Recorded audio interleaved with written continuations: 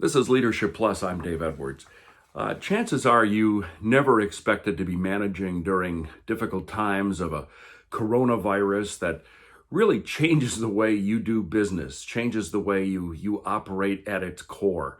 Employees working from home where they had no equipment, they had no training, you didn't even have any systems in place to allow employees to work from home, and yet you had to pivot pretty quickly to a new environment. There will be other crises in the future. Whether it rises to that magnitude or not, you as a manager will be facing other situations where you need to dramatically change your operation. As I always tell people, we don't get paid for the easy days. We get paid for the difficult days. But it is times like these where we have to think about what our role is as a manager. We are not only in charge of the operational details of our organization, but we have to take care of our employees. They have fears, they have concerns. They might have concerns about whether or not their job will be there forever. They might have concerns about their own health. As you make your plans, be a leader and follow some very simple steps. Protecting your employees is the most important job you have. You want to make sure that your organization has policies in place to deal with different personnel situations that come up during a crisis.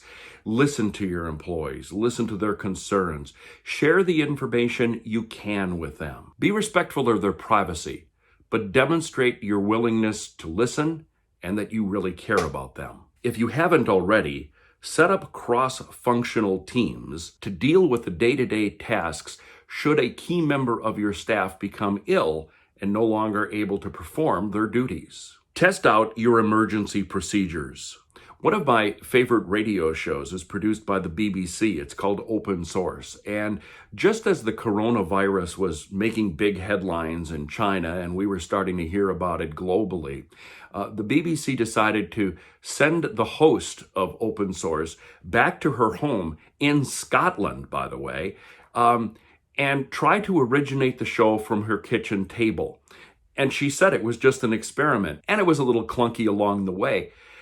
But a few weeks later, she was dispatched back to her home, and that's where the show originated for many months. It's probably a good thing they had that practice time. Leaders need to review the financial situation of their organization. Do you have contingency funds in place for extraordinary expenses?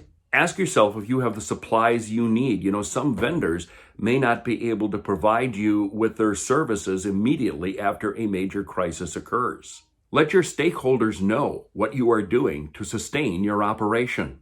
Stay in touch with your governance leadership. For many public radio and public TV stations, they're affiliated with a university. Other nonprofits may have a board of directors. Keep everyone in the loop as to what you are doing to deal with the crisis. And keep informed of the latest developments and news. And finally, leaders should use this time to demonstrate that they are doing whatever they can to sustain the operation and keep things as normal as possible. And reassure people that your organization will get through this crisis. That's today's Leadership Plus. I'm Dave Edwards. If you'd like more information about leadership and management issues, check out my website at daveedwardsmedia.com. Thanks.